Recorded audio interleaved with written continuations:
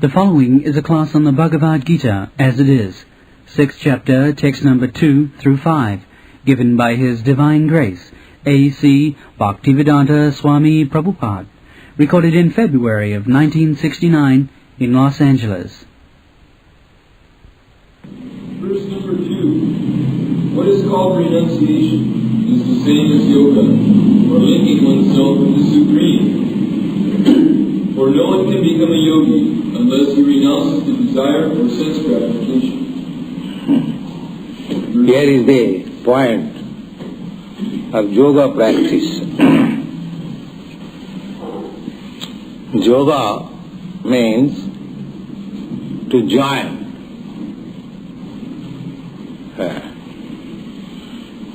Now, in our conditional state, although we are part and parcel of the Supreme, but we are now separated. The same example, this finger is part and parcel of your body, but if it is separated, amputated, it has no value.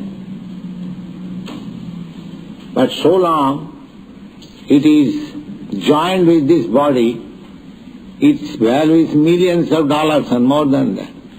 If there is any disease, you can spend any amount to cure.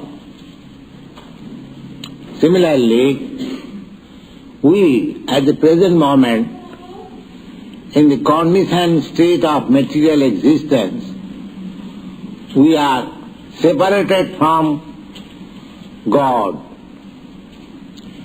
Therefore we are so much reluctant to speak of God, to understand about God, our relationship with God.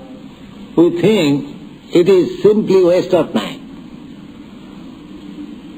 In this meeting, everyone knows that this temple, Krishna Consciousness Temple, is speaking of God or any church. People are not very much interested. They think that is a kind of what is called recreation in the name of a spiritual advancement. Otherwise it is simply waste of time. Better this time could be used for earning some money or enjoying a club or in a restaurant, sense enjoyment. So, detraction from God means sense enjoyment. Those who are too much addicted to sense enjoyment, they are not eligible for yoga system. Yoga system is not that you go on doing all nonsense in sense gratification and in simply sit down meditation. This is simply colossal works. It has no meaning.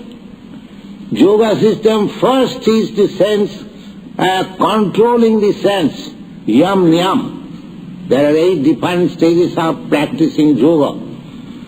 Yam, niyam, asan, dhyan, dharana, pranayam, pratyahara, samadhi. So, in the beginning, first of all, we shall speak in this chapter. Lord Krishna will teach you what is yoga system. Therefore, in the beginning, Krishna says that for no one can become a yogi unless he renounces the desire for sense gratification. So, anyone who is indulging in sense gratification is a nonsense. He is not a yogi. He cannot be a yogi. And yoga system is strictly celibacy, no sex life. That is yoga system. No one can become a yogi if he indulges in sex life. The so-called yogis come to your country and say, yes, whatever you like you can do. Meditate, I give you some mantra. These are all nonsense. Here it is authoritative statement that no one can become a yogi unless he renounces the desire for sense gratification. This is the first condition. Go on.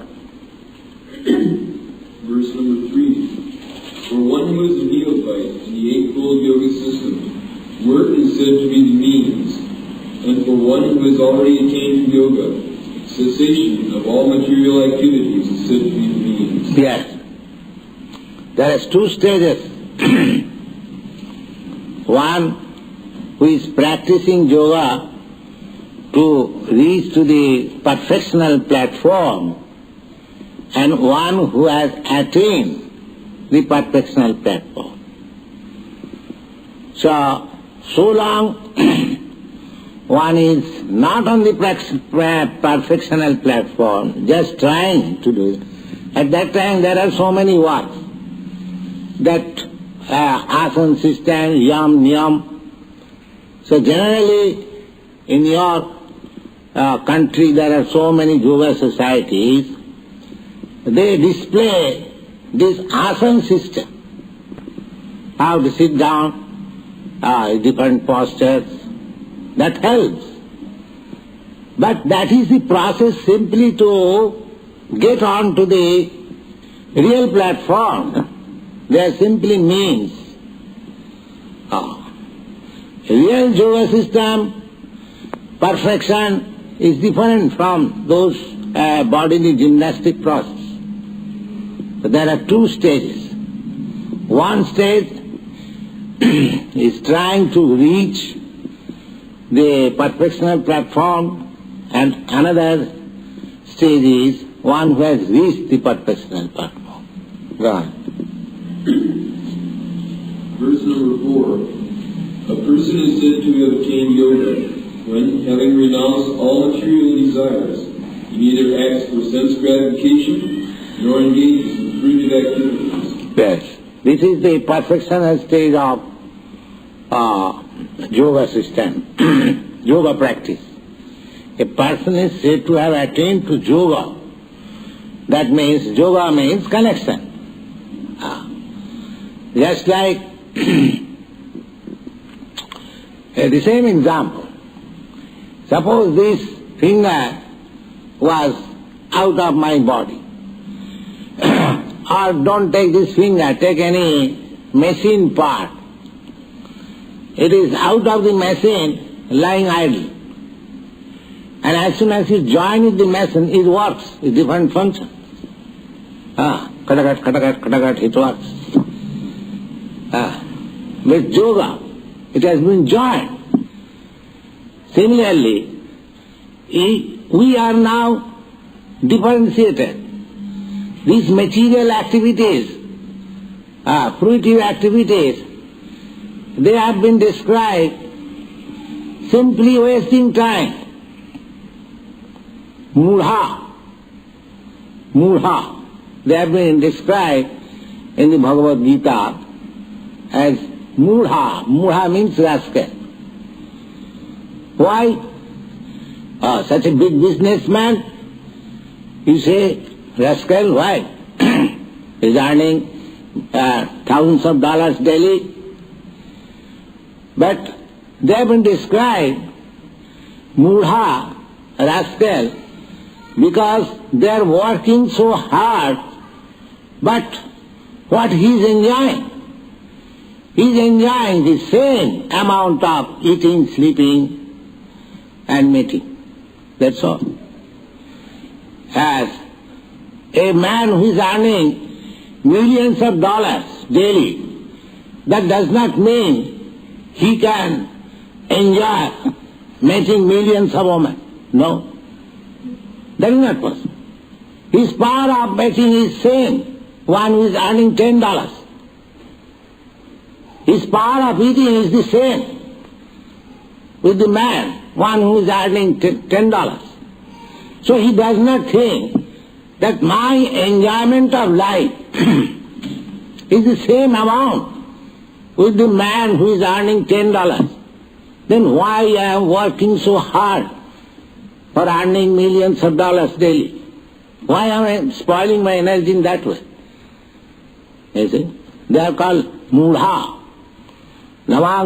Actually, he should have engaged, when he earns millions of dollars daily, he should have engaged himself, his time and energy, how to understand God, what is the purpose of life, because he has no economic problem. So he has got enough time he can utilize in Krishna consciousness or God consciousness. But he does not take part in that way. Therefore he is mudha. Mudha means ass. So his intelligence is not very nice. A person is said to have attained yoga when having renounced all material desires. If one is in perfection of yoga, then he is satisfied. He has no more any material desire. That is perfection. He neither acts for sense gratification nor engages in fruitive activities. Fruitive activities means you want something for sense gratification. One is practically engaged in sense gratification and one is collecting money for sense gratification. So the fruitive activities, suppose pious activities. Pious activities according to Veda, everywhere, if you are virtuous, if you give some money in charity, it is virtuous activities. If you give some money for opening hospital, if you give some money for opening schools, free education, these are certainly virtuous activities. But they are also meant for sense gratification.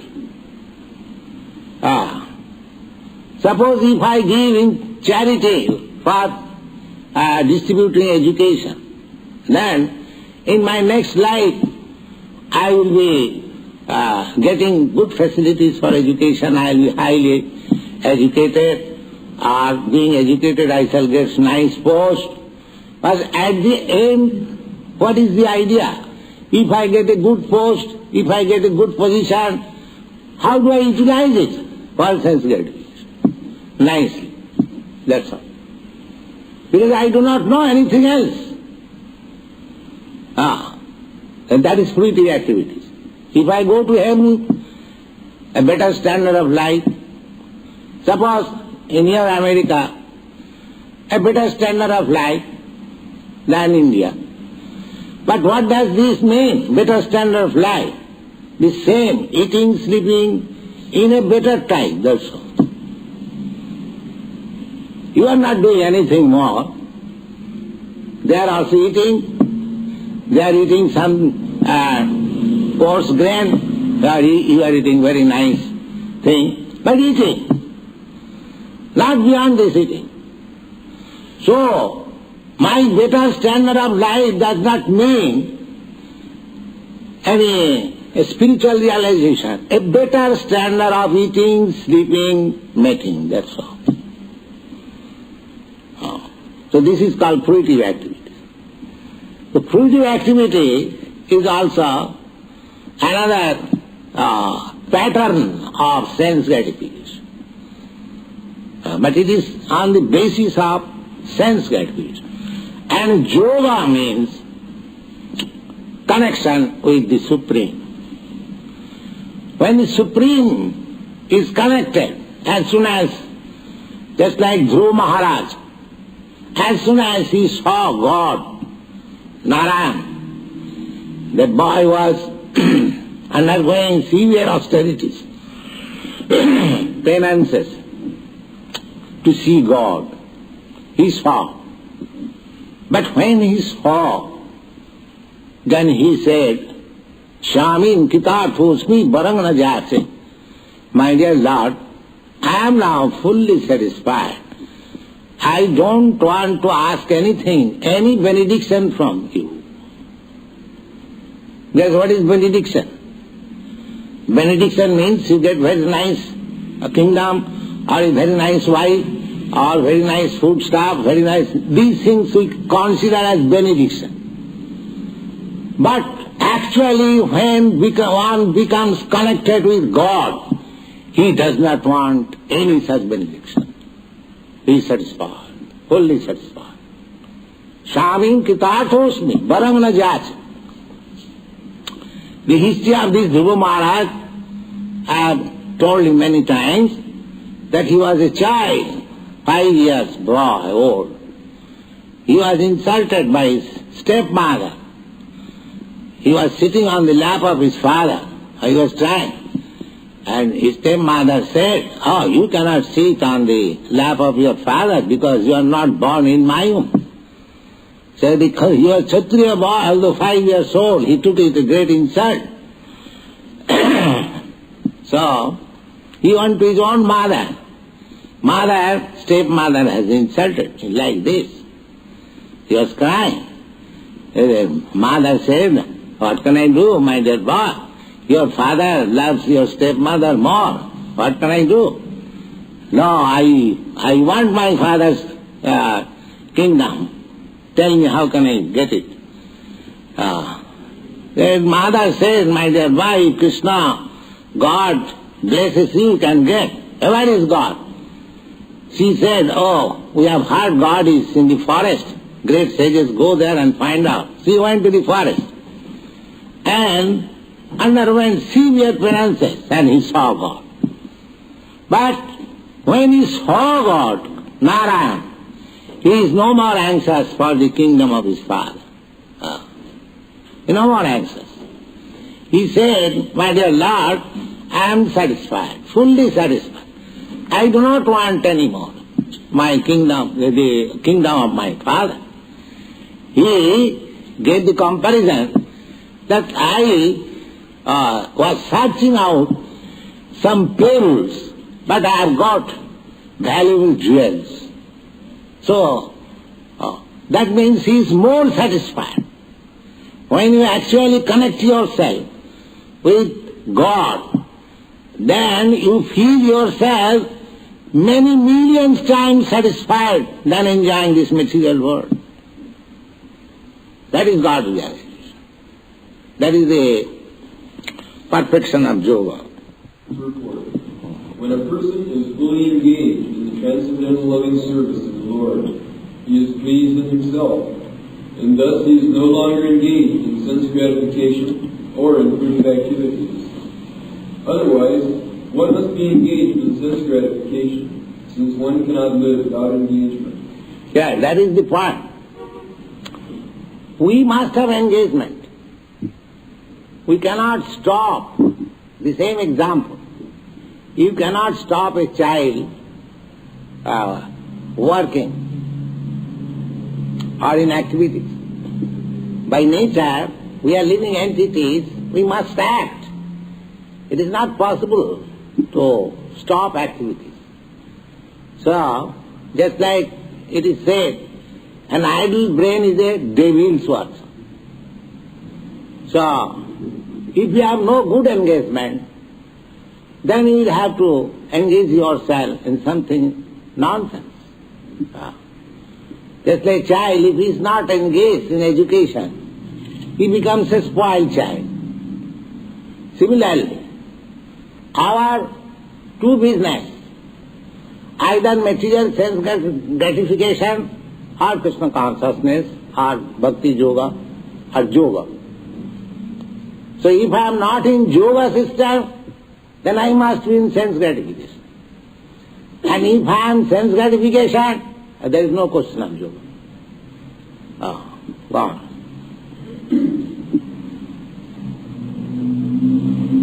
Without Krishna consciousness, One must be always seeking self-centered or extended selfish activities. But a Krishna-conscious person can do everything for the satisfaction of Krishna, and thereby be perfectly detached from sense gratification. One who has no such realization must mechanically try to escape material desires before being elevated to the top rung of the yoga ladder. Yoga ladder. Yoga ladder, it has been compared with a ladder, just like steps. In a big skyscraper house there are steps.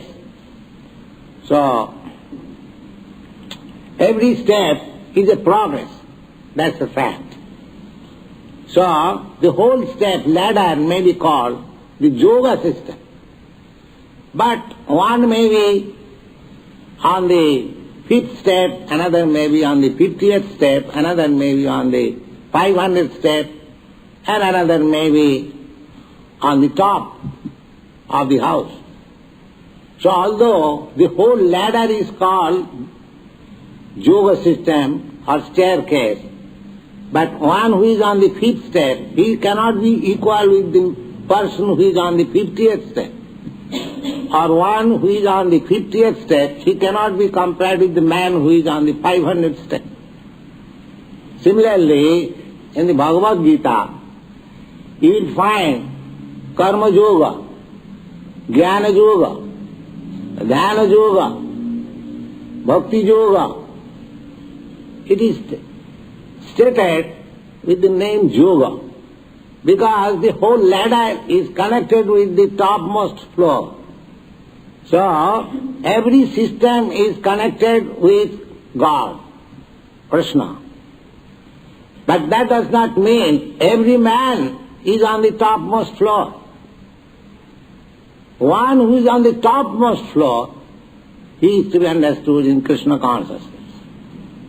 Others, they are just like 5th or 50th or 500 lives. The whole thing is called ladder. Go on. Verse number 5. A man must elevate himself by his own mind, not degrade himself. The mind is the friend of the conditioned soul, and his enemy as well. Purport. The Sanskrit word asha, self, denotes body, mind, and soul, depending upon different circumstances. In the yoga system, the mind and the conditioned soul are especially important. Since the mind is the central point of yoga practice, Atma here refers to the mind. The purpose of the yoga system is to control the mind and to draw it away from attachment to sense objects. It is stressed herewith that the mind must be so trained that it can deliver the conditioned soul from the mire of nescience. In the Ashtanga yoga system, this 8-fold yoga system, Dhan Dharana, they are meant for controlling the mind. Don't make sound. Mind, unless you control the mind, in the beginning it is said, a man must elevate himself by his own mind. Mind is the driver. The body is the chariot or car. So, just like if you ask your driver, please get me into Krishna consciousness temple, the driver will bring you here. And if you ask your driver, please get me in that liquor house, the driver will drive you there. The driver business is to drive you wherever you like. Similarly, your mind is the driver.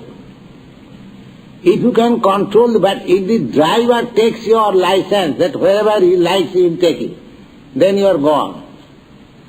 Then your driver is your enemy. But if your driver acts on your order, then he is your friend. So actually, the yoga system means to control the mind in such a way that he will act as your friend, not as your enemy.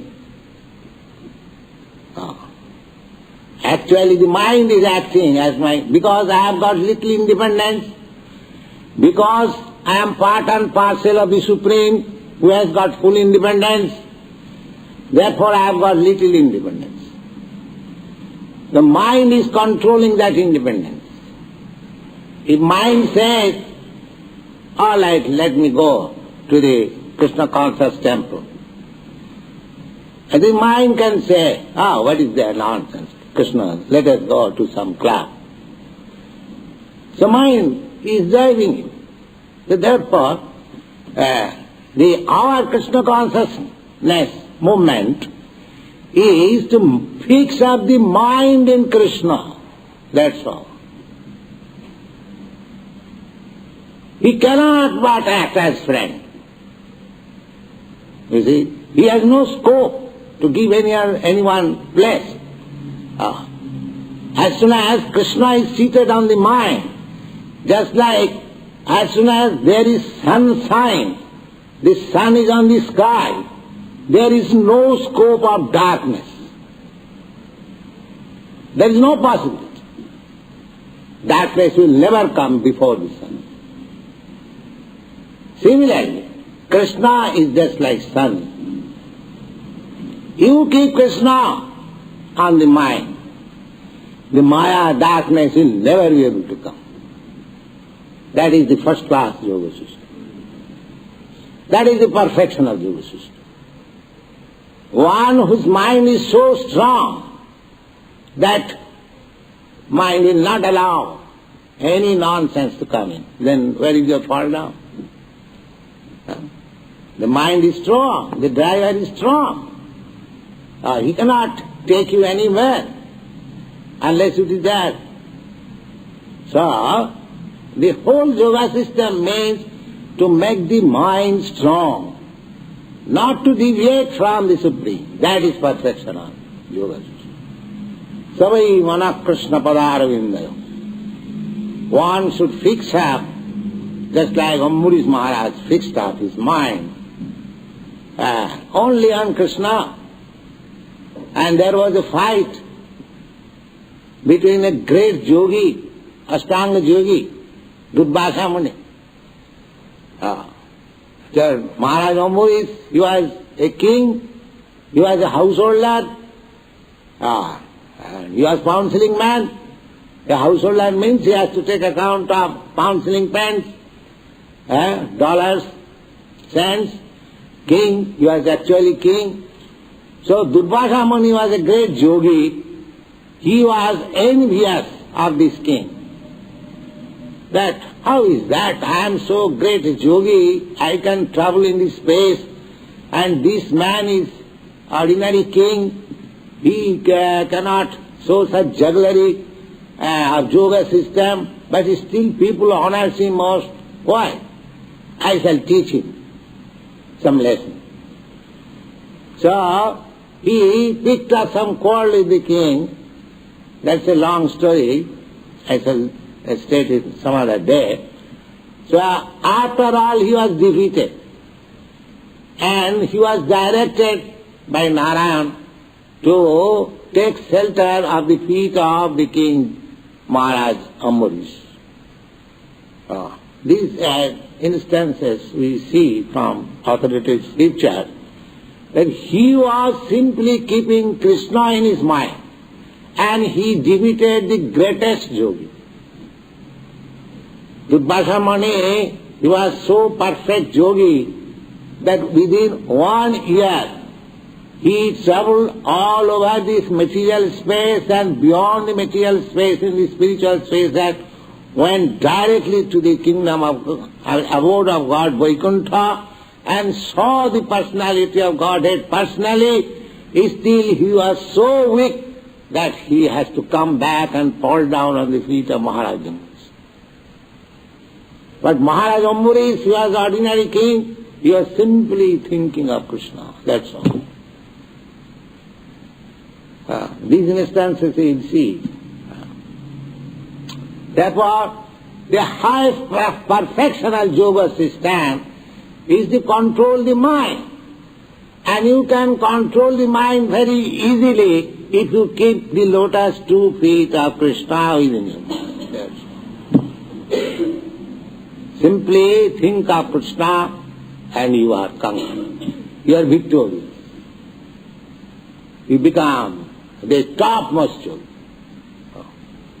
Because after all, the yoga system is yoga indriya samyama. Yoga means to control the senses. And above the sense, the mind. So if you control the mind, the senses are controlled automatically. Your tongue wants to eat something, nonsense, but if your mind is strong, mind says, no, you cannot eat. You cannot eat anything except Krishna Prasad. Then tongue is controlled. So, senses are controlled by the mind. Indriyani pararahu, indriyabha paramanaha. My body means senses. So, the senses, my activities mean sensual activities, that's all. But above the senses is the mind. Above the mind is the intelligence. And above the intelligence is the spirit soul.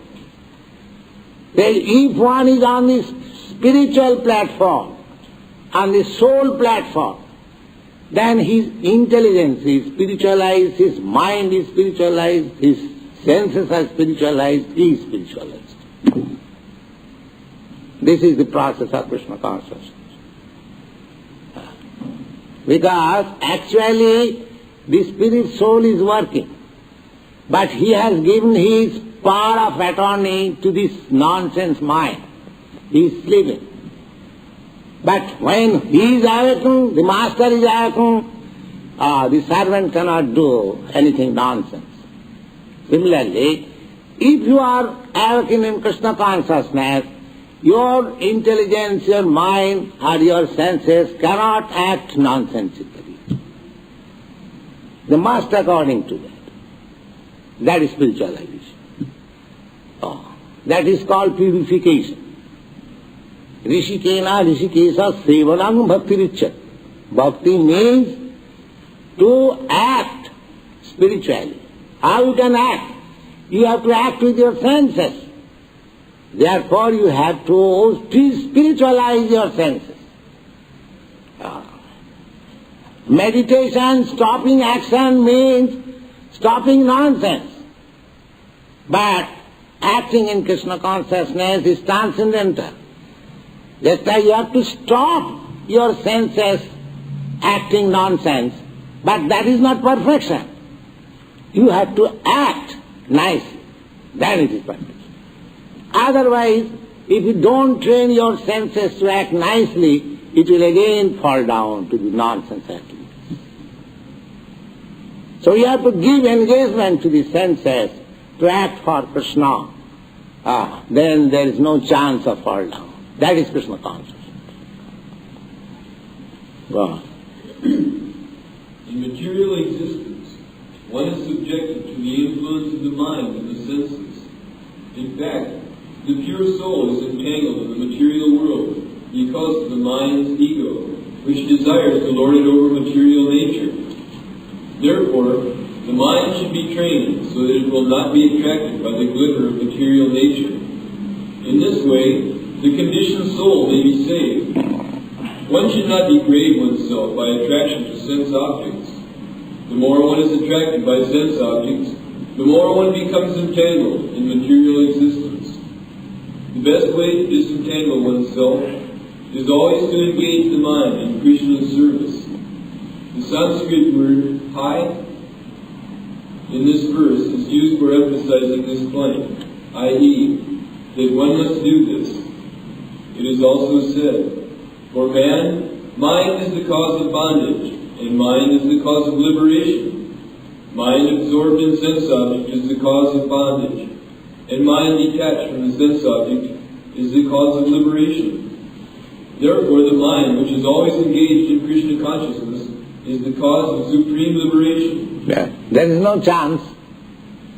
Mind being engaged always in Krishna consciousness, there is no chance of its being engaged in Maya consciousness. the more we engage our mind in Krishna consciousness, the more you keep yourself in the sunlight, there is no chance of getting into darkness. That is the process. If you like, you are at liberty. You can keep yourself within the room in darkness, and you can come in the broad daylight. That depends on your choice. But when you come in the broad sunlight, there is no chance of darkness. Darkness can be eradicated by light, but light cannot be covered by darkness.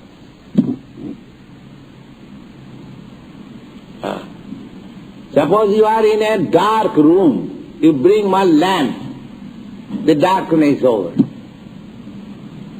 But you take something dark and go to the sunlight, or it will fade away. So Krishna Sujya Sama Maya Andhaka. Krishna is just like sunlight, and Maya is just like darkness. So, what darkness will do in sunlight? You keep yourself in sunlight, darkness will fade, trapped upon you. This is the whole philosophy of Krishna consciousness. Keep always yourself engaged in Krishna consciousness activities. Maya will not be able to touch you, because there is no possibility of darkness become influential in life. That is stated in the Srimad Bhagavatam, that when Vasudev, under the instruction of his spiritual master Narad, by Bhakti Yoga pranihite sammak pranihite amale Bhakti Yoga na manasi. The same mind, manasi means mind. When enlightened by Bhakti Yoga, Bhakti light, Bhakti Yoga na manasi sammak pranihite amale. When the mind becomes completely freed from all contamination, that can be done by Bhakti Yoga. Bhakti Yoga na manasi sammak pranihite male apasat purusang purnam. He saw the Supreme Personality of God. Maya jagat apasrayam, and he saw this Maya just on the background. Apasrayam. Light and darkness, along with, just like here is light, there is darkness also here, little darkness. The darkness remains under the shelter of light, but light does not remain under the shelter of darkness. So, Vasudev saw Krishna, the Supreme Lord, and this Maya darkness of Asram, just under his shelter. And who is this Maya? That is explained. Jaya Sanmahito Jiva, the same Maya, the same illusory energy which has covered these conditioned souls. And who are those conditioned? Jaya Sanmahito Jiva, Atmanam Trigunatmakam. Although the spirit soul is as light as Krishna or God, although small, but he is identifying himself with this material world. Jaya Sanmahita. This is called illusion. When we identify ourselves with this matter. Jaya Sanmahita Jiva Atmanam Trigunatmakam. Paropi Manute Anartha. Although he is transcendental, he still is engaged in nonsensical activities. Paropi Manute Anartha Tat Kritancha Vipaddate, and he acts dictated by this Maya. These are very nicely explained in Srimad Bhagavatam, in the first canto you will find, 7th chapter. So, our position is that we are spiritual spark, lightning spark, But now you are covered by this illusory energy, Maya.